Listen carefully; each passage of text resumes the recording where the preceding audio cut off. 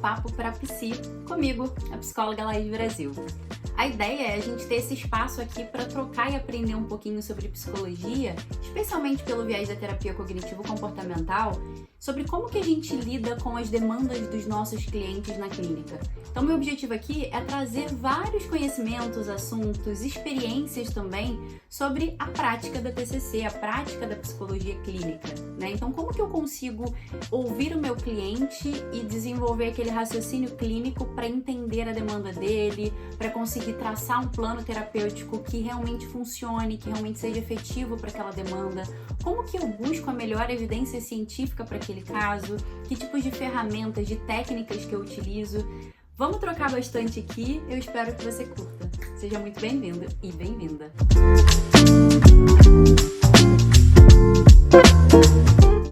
E para começo de conversa, vamos falar sobre o tal modelo cognitivo.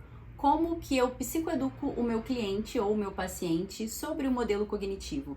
Então, essa é uma pergunta que eu recebo bastante na supervisão, né? Poxa, mas como que eu faço ele entender o que acontece dentro da cabeça dele? Então, vamos lembrar que, para começo de conversa, um dos objetivos da TCC é o cliente se tornar o seu próprio terapeuta. Eu falo isso para todos eles, eu falo, gente, o objetivo é vocês se verem livres de mim, né?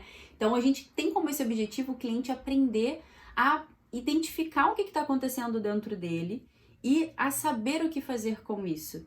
Então, a gente tem aquele mapinha, né, da situação, que essa situação, ela gera na gente algum tipo de pensamento automático, né, a partir das percepções que a gente tem sobre aquela situação. Esse pensamento automático, ele dispara em mim uma emoção, né, e essa emoção faz com que eu me comporte de alguma forma para lidar com tudo isso que está acontecendo dentro de mim. Né, esse é o modelo cognitivo básico, né, da TCC clássica, da TCC beckiana.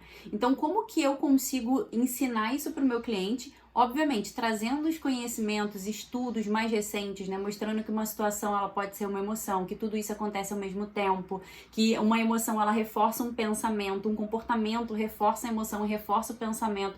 Então, esse processo todo, especialmente para quem trabalha hoje online, né, é muito importante que a gente consiga não só explicar para os nossos clientes como isso acontece, mas que de alguma forma a gente crie algum tipo de recurso visual para ele.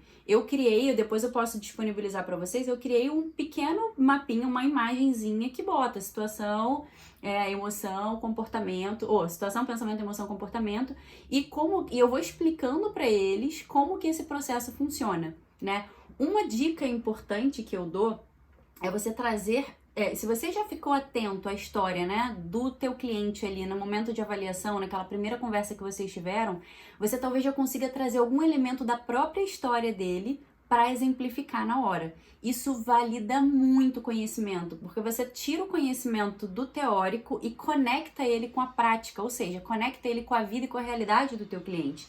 E, gente, não tem exemplo mais poderoso do que você exemplificar com a vida do teu cliente. De você entender, fazer com que ele entenda que naquele momento que ele agiu, por exemplo, desesperado, foi um comportamento, né, desadaptativo, talvez, ali, por conta de algum tipo de interpretação, de algum tipo de significado que ele atribuiu para aquela situação. Então, quando eu vou fazer a primeira conversa de avaliação, eu sempre explico para a pessoa o seguinte, olha, a TCC, ela parte do princípio de que o que mais importa não é a situação em si. O que mais importa é a forma como eu interpreto essa situação. Então, se eu interpreto essa situação de uma forma adaptativa, positiva, eu provavelmente vou me sentir, vou pensar e vou me engajar em comportamentos que sejam mais adaptativos. A mesma coisa pro lado oposto. Então, algumas vezes eu uso até aquele exemplo de Brumadinho, né? Eu lembro de ouvir entrevistas de pessoas com olhares completamente diferentes de situações parecidas. Então, poxa, eu perdi tudo. Eu perdi minha casa, eu perdi meu cachorro, eu perdi meu carro, eu perdi pessoas que perderam até familiares. E algumas pessoas com um olhar assim, poxa, perdi tudo, minha vida não tem mais sentido, como que eu vou conseguir reconquistar tudo? Né? Especialmente aqueles que estavam falando a respeito de bens.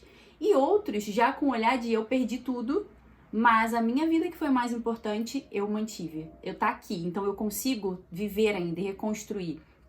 E essa pequena diferença no olhar em situações que, óbvio, cada um vivencia de uma forma, e é isso mesmo. Mas essa pequena diferença no olhar faz com que o primeiro, por exemplo, tenha muita dificuldade de se engajar na vida e possa até desenvolver um processo depressivo, né? Algum tipo de, pelo menos Sabe quando você tá triste, que a tua vontade é deitar, embaixo da coberta, bota de sorvete e ver Netflix? É tipo isso, tipo, se você tá mal, você não vê esperança, você não vai se engajar em nada que, pô, não tem esperança, pra que eu vou fazer? O outro, por outro lado, fala, cara, o que eu preciso eu tenho. Eu já tenho o recurso, que é a minha vida, tudo que eu preciso. Ele vai ter muito mais facilidade de se engajar em processos de reconstruir, por exemplo, a vida dele, de reconquistar os seus bens e suas conquistas. E isso é super importante, que a gente já conte para o nosso cliente desde o início que essa vai ser a principal investigação da gente na clínica e dele, e que isso, ele conseguir ter essa capacidade de perceber quais são as lentes que ele está utilizando quando ele enxerga a situação, é que vai possibilitar com que ele se torne seu próprio terapeuta, é que vai fazer com que ele construa essa vida. Então isso é muito importante da gente conseguir deixar claro e trazendo exemplos do cliente, da vida do cliente, de que como esse processo funciona. E aí eu vou deixar uma dica aqui, que foi de uma técnica que eu aprendi com um exercício, né? Que eu aprendi com o Irismar. O Irismar é o professor que criou, o pesquisador que criou a terapia cognitiva processual. Fantástica, recomendo que vocês estudem e conheçam. Depois, até se vocês quiserem, eu trago um pouquinho de algumas outras técnicas super interessantes e conhecimentos da terapia cognitiva processual, porque vale a pena. E o que ele faz é o seguinte, nessa primeira conversa, ele tá tendo uma conversa com o cliente, ele vai explicar e ele fala, olha só, e eu tenho utilizado isso, tem dado muito certo, tá, gente? Então, na primeira sessão, eu falo, olha, meu principal objetivo, na primeira sessão, geralmente, eu começo, e aí, como que foi essa semana, ou desde a última vez que a gente se falou, como que tá a tua vida agora, entendo mais ou menos, então é bom a pessoa trazer, conta um pouquinho, ela já criou algum tipo de vínculo pra trazer informação pra mim, então, eu já começo, beleza, escuto, entendo, vou conversando, vou acolhendo, vou desenvolvendo relação terapêutica. Vou fazer um vídeo específico de relação terapêutica, que é um tema super importante. Mas nesse momento a gente já vai ali acolhendo, entendendo, trazendo, se envolvendo na vida do cliente. E eu sempre reservo pelo menos meia hora da sessão, ou no início, ou no meio, ou no final. Eu vou entendendo como que tá a demanda desse cliente também por falar, por trazer coisas, que às vezes a demanda dele é muito grande. Deixo ele falar, ele trazer na primeira sessão, mas sempre incluo na primeira sessão esse tempinho de 30 minutos, pelo menos, para explicar para ele como funciona o modelo cognitivo, mostrar a imagenzinha que eu fiz e fazer esse exercício. Esse exercício é o seguinte, eu falo para ele, olha, agora a gente não tá mais num setting terapêutico, você não é mais o cliente, eu sou sua terapeuta, somos dois empresários, nós somos sócios, e a gente vai contratar uma pessoa para trabalhar na nossa empresa. Essa pessoa vai ser o nosso braço direito.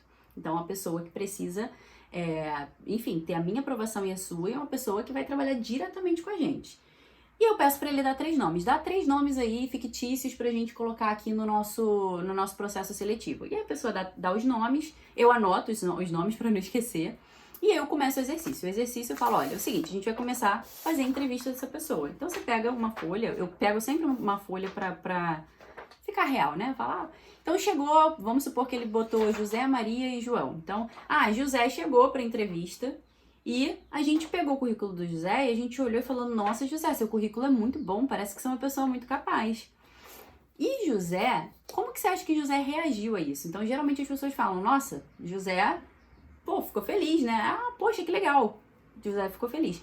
O que passou na cabeça de José para ele ter ficado feliz? Opa, a pessoa geralmente identifica, é bem comum que a pessoa identifique o sentimento, ele ficou feliz. Ou ele achou isso, você botou, ele achou isso, você já tá falando do pensamento. Ele achou isso, e como que você acha que ele se sentiu quando ele achou isso? Ou se a pessoa identificar o sentimento, como foi no caso do José, ficou feliz. Você vai perguntar, é mesmo, mas o que você acha que passou na cabeça dele para ele ter ficado feliz? E você começa a envolver a pessoa no processo. A pessoa, então, ele deve ter pensado, eu tenho chance pra vaga, eu acho que eu vou passar, acho que eu vou ser aprovado. E a gente, legal. Poxa, bacana. Então ele tá pensando que vai ser aprovado, ele tá feliz, ele tá sentindo, né, alegria, felicidade. Como que você acha que é a postura corporal dele, a forma como ele se comunica ali na entrevista com a gente? E aí a pessoa tem que parar pra pensar, poxa, como que é? Não, sei lá, acho que a pessoa vai estar com o ombro mais assim, vai falar de uma forma mais calma, mais assertiva, vai responder, vai ter contato visual. Poxa, legal. E como que ele tá ali, né? A gente tá falando de comportamento, ele tá ali conversando com a gente pergunta, ele responde, legal. E a gente vendo isso tudo, a gente vendo o José com uma postura boa, o que que a gente pensa? Ah, a gente pensa que ele é uma pessoa, pô, confiável, um bom candidato, ele realmente é aquilo tudo que o currículo dele falou. Ah, legal. Poxa, então a gente pode pré-aprovar o José para nossa vaga? Podemos. Claro que o processo seletivo não funciona assim, né, gente? Mas no nosso exercício funciona. Então, podemos aprovar. A gente pré-aprova. Ah, beleza. Então vamos por um segundo, né? Era Maria. Maria é o segundo candidato. Maria chegou e o currículo da Maria também era muito bom. Então a gente chegou pra Maria e falou assim: Nossa, Maria, seu currículo é muito bom. Parece que você é uma pessoa muito capaz. Só que a Maria, ao invés de ficar feliz, ela ficou triste. O que você acha que passou na cabeça da Maria para ela ter ficado triste? E aí o cliente tem que parar para pensar, não sei, talvez ela tenha ficado insegura, tenha pensado, poxa, eu não sou isso tudo, acho que eles estão enganados, eles vão contratar uma pessoa achando que é isso e não é, e ficou muito insegura. Caramba, então imagina a Maria pensando, cara, eu não sou tudo isso, sentindo essa tristeza, como que você acha que ela se comporta ali na entrevista? Ah, eu acho que ela fica mais quieta, a postura fica mais fechada, ela cruza o braço, ela não interage muito, a gente pergunta, ela é mais monossilábica. Ah, entendi. E a expressão facial, mais fechada, não faz muito contato com o rosto, o olhar mais caído. Ah, e a gente vendo isso? Sei lá, acho que a gente deve pensar, poxa, mas que postura estranha, pô, será que aconteceu alguma coisa? Ah, e quando a pessoa fala assim, eu acho que a gente fica em dúvida se aconteceu alguma coisa. Eu sempre falo, e a gente pergunta, então, vamos perguntar pra Maria. Maria, aconteceu alguma coisa? Como que você acha que Maria ia reagir? Pensando o que ela tava pensando e sentindo o que ela tava sentindo. Eu acho que ela não ia falar, não. Ia falar, não, tá tudo bem. Entendi. E a gente, ouvindo isso da Maria, como que faz? Maria, a gente ia pensar, acho que não dá pra trabalhar com a gente. Precisa de uma pessoa que se engaje, que esteja ali. Parece que ela tá com a energia um pouco baixa, parece que ela não tá tão afim. Ah, entendi. Então a gente ia pré-reprovar Maria? Acho que a gente ia pré-reprovar Maria. Então, vamos passar agora para João, né? Mesma coisa. João, seu currículo é muito bom, parece que você é uma pessoa muito capaz. E João não sentiu nem alegria e nem tristeza. Ele sentiu raiva. Nossa, raiva? Raiva. O que passou na cabeça? Mesmo diálogo. E tu faz a pessoa identificar. Talvez ele tenha pensado, como assim parece que é uma pessoa muito boa? Eu sou muito bom, cara. Eles estão achando que eu sou o quê? Pô, peraí. E como que ele se comporta? Se ele tá pensando isso e sentindo isso? Então, a pessoa começa a entrar no jogo ali da brincadeira, né? E aí ele fala como ele se comporta, como que a gente se comporta vendo isso tudo. E no fim das contas, geralmente é sempre o primeiro candidato o que acreditava em si e o que ficou feliz e o que conseguiu se comportar de acordo com aquilo que ele estava pensando, que é o aprovado. E eu sempre uso o exercício primeiro e depois mostro o modelo cognitivo na imagenzinha. Porque aí eu falo assim, lembra que quando João, por exemplo, estava com raiva, né? Olha o comportamento dele. Você consegue perceber que o comportamento dele acabou gerando a reprovação dele? Porque então, como que a outra que estava insegura, o pensamento de estar insegura, fez com que ela se comportasse de uma forma mais segura e acabou também gerando a reprovação? E percebe como o comportamento deles se tornou situação pra gente, porque a partir daí a gente começa a interpretar, a avaliar. Então, nesse processo, a pessoa consegue entender, isso é muito legal, porque traz muitos insights do seguinte, caramba, agora eu consigo entender quando eu faço isso, ou quando fulano faz aquilo, a pessoa já consegue ter insights ali sobre a percepção dela. E eu sempre concluo esse exercício explicando um pouquinho sobre emoções serem instintivas, da gente não conseguir controlar as emoções nem os pensamentos, mas a gente conseguir decidir o que a gente quer fazer com isso tudo, que esse vai ser um dos nossos principais focos, porque hoje existe um aprendizado em que a gente acaba agindo por impulso ou de acordo com aquilo que a gente já sabe, mesmo que aquilo não ajude, e aí eu cito sempre o exemplo que ele já trouxe nas nossas conversas. Lembra quando você fez isso, isso e isso? Consegue perceber onde que tá aqui? Putz, é verdade.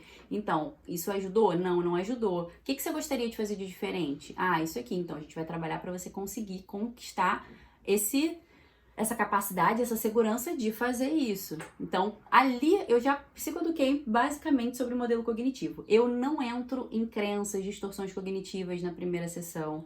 Eu preciso que a pessoa pratique um pouquinho mais esse olhar de ficar atento sobre o que se passa no coração, na cabeça dela, durante um tempinho, para depois sim eu emendar, eu aprofundar um pouco o assunto, porque não adianta, senão vai ficar na superfície. Se ela não conseguir criar esse hábito de ficar atento ao que está pensando e sentindo vai ser muito mais difícil e trabalhosa a terapia.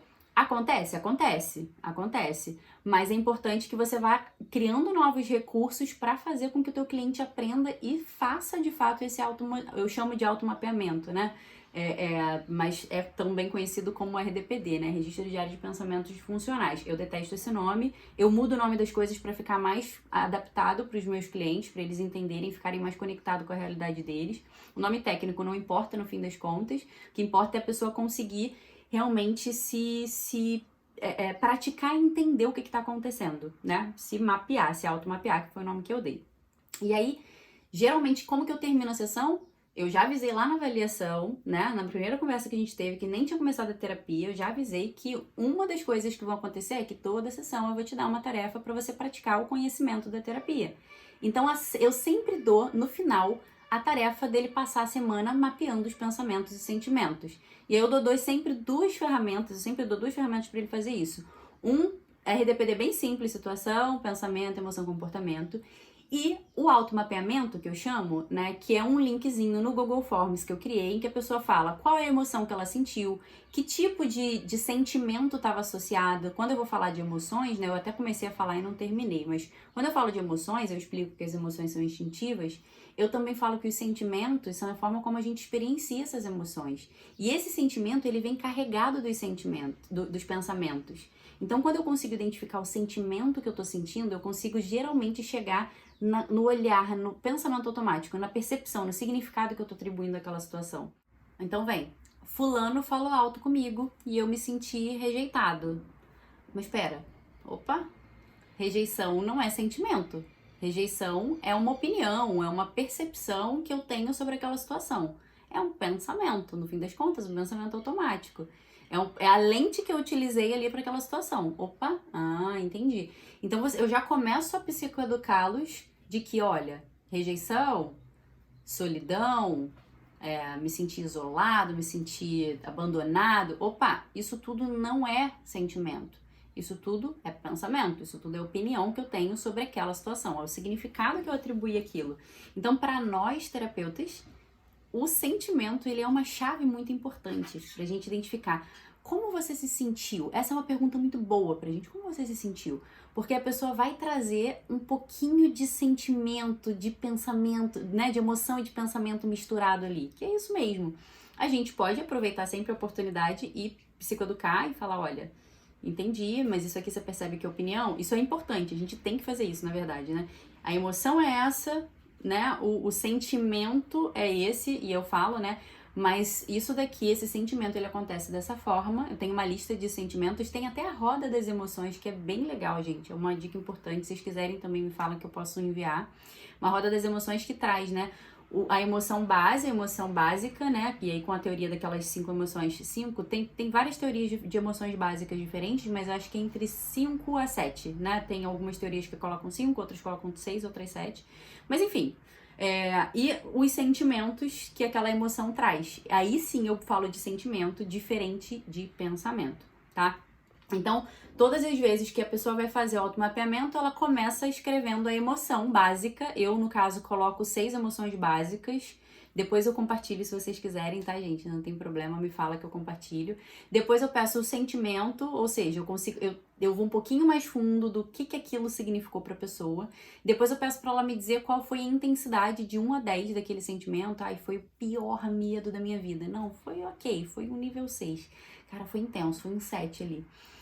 E depois eu ajudo a pessoa a entender que tipo de situação fez com que ela se sentisse daquela forma. Às vezes é difícil para a pessoa identificar o que aconteceu. É muito comum que a pessoa fale, cara, foi do nada, eu não sei o que aconteceu, do nada eu fiquei assim. A gente sabe que não foi do nada, algum gatilho, alguma coisa teve.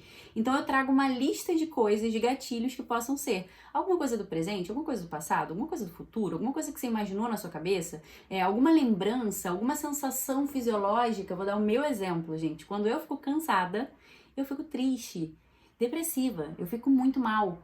E aí, sempre que as minhas emoções mudam, eu faço automapeamento. Eu fico, cara, o que tá acontecendo? Eu fico tentando entender quando que eu tava bem, quando eu tava bem, quando que mudou. E aí, quando eu percebo, foi cansaço. É só dormir que resolve e resolve. Então, às vezes, a pessoa não sabe também que o corpo dela, as sensações fisiológicas também geram interpretações, também geram sentimentos, emoções. E isso tudo é importante a gente ensinar para o nosso cliente. Não só ensinar, tá, gente? Um parêntese super importante. A gente precisa praticar isso. Não dá pra gente ser um terapeuta de TCC sem praticar a TCC na gente. Sem nós sermos os nossos próprios terapeutas. Como que a gente vai ensinar para o nosso cliente ser o próprio terapeuta dele se nós não somos os nossos? Né? Não estou falando que você não tem que fazer terapia, de jeito nenhum. Tem que fazer terapia, vá fazer sua terapia. Mas você precisa se automapear, você precisa treinar as técnicas que você sugere para o seu cliente dentro, óbvio, de um contexto que seja viável para você e que faça sentido para você. Mas a gente precisa treinar isso também com a gente, porque isso dá mais propriedade, a gente compartilha um pouquinho de como foi a nossa experiência, quando a gente tem dificuldade, o que a gente faz, isso conecta relação terapêutica, isso ajuda o cliente também a criar as suas próprias soluções, tá? Fechando parênteses, vamos voltar para o automapeamento que eu estava falando. Então, esse automapeamento, eu depois de colocar essa classificaçãozinha ali para ele marcar que tipo de situação foi, aí eu abro o campozinho. Qual foi a situação? Qual foi o pensamento automático? Eu já expliquei para ele o que é pensamento automático, mas eu sempre boto uma descriçãozinha só para ele lembrar o que é, porque logo embaixo eu coloco qual foi o significado desse pensamento. Quando eu pergunto isso, no início eles têm bastante dificuldade de identificar o significado, o que é natural, a primeira vez que eles estão parando para pensar sobre isso. Mas sempre na sessão seguinte eu volto e vejo todos os automapeamentos que eles fizeram, a gente vai passando um por um, eu peço para ele me contar a situação, ele vai revivendo aquilo ali junto comigo e eu vou ajudando a identificar caso teve algum ponto ali que, por exemplo, o significado é que sei lá, o significado eu não sei o que fazer. Tipo, isso não é significado, ele não sabe o que fazer.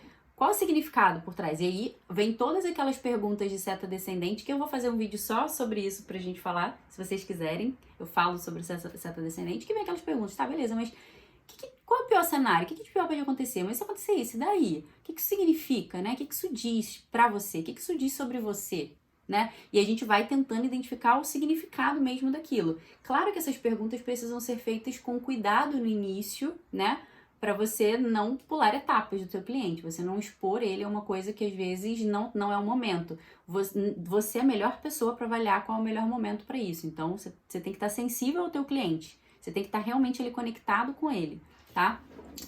E depois de perguntar o significado, eu vou para a parte de comportamentos. E nos comportamentos eu faço exatamente igual eu fiz lá nas situações. Eu tenho uma lista de comportamentos. No automapeamento avançado, eu acho que eu já falei, né? Que eu tenho o básico e o avançado. No avançado, eu já tiro essas classificações e deixo ele responder de uma forma mais livre. Depois eu falo sobre o avançado em outro vídeo. Mas nessa primeira, eu quero que ele entenda que várias coisas podem ser comportamentos de coping, que a gente chama, né, de enfrentamento, ou comportamentos disfuncionais, ou qualquer nome que a gente quiser dar, comportamentos estratégicos. Eu uso muito esse estratégico, é um comportamento estratégico. Pô, mas ele me ajuda? Não. A gente precisa criar comportamentos estratégicos que te ajudem, né? Como, por exemplo, aí eu boto a lista, né? Evitar alguma coisa, adiar alguma coisa, a famosa procrastinação, sei lá, ir deitar, ir jogar, procurar por sexo, masturbação, beber demais, procurar por álcool, drogas, comer demais, parar de comer, procurar pra alguém pra me autoafirmar de alguma forma, ou pra me apoiar porque eu tô me sentindo mal, né? Tô carente, não sei. Eu vou colocando, comprar. Então, tem várias coisas assim que às vezes ele nem percebeu. Ele fala, eu não fiz nada. Aí tá lá. Realmente, ele fez nada, tá sentado na Netflix. Ele se inativou. Pô, é isso aí, ele se inativou. Então, eu coloco uma classificação pra ele entender e isso ajuda ele na psicoeducação de que, putz, esse comportamento aqui foi o que eu fiz quando eu me senti assim. E aí, quando a gente vai conversar na sessão seguinte, eu sempre falo, aqui ó, a gente tá começando a entender um dos seus mapas cognitivos. Quando você se sente assim, quando você percebe assim, você se sente assim, você faz isso. Isso acontece com frequência? Putz, acontece sempre. Então a gente já sabe que esse é um modo de funcionamento seu. Isso te ajuda? Putz, não me ajuda. É mesmo? Qual o prejuízo que isso traz? E aí a gente já começa a conversar. Entendi. Então a gente precisa atuar nisso. Vamos montar um plano de ação? Se for uma coisa simples que já dá pra montar um plano de ação, ele já sai naquela sessão, na segunda sessão, com um plano de ação para aquilo, para ele testar uma forma diferente de fazer aquilo.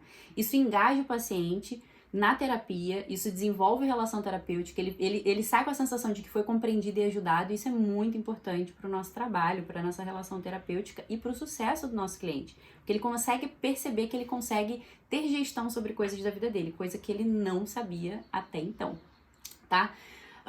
E no final eu termino assim o automapeamento, né? Eu sempre deixo um campo de comentários, caso a pessoa queira colocar alguma coisa, caso queira falar, eu marquei tristeza lá na frente, mas eu também tive raiva. Eu oriento ela a preencher assim.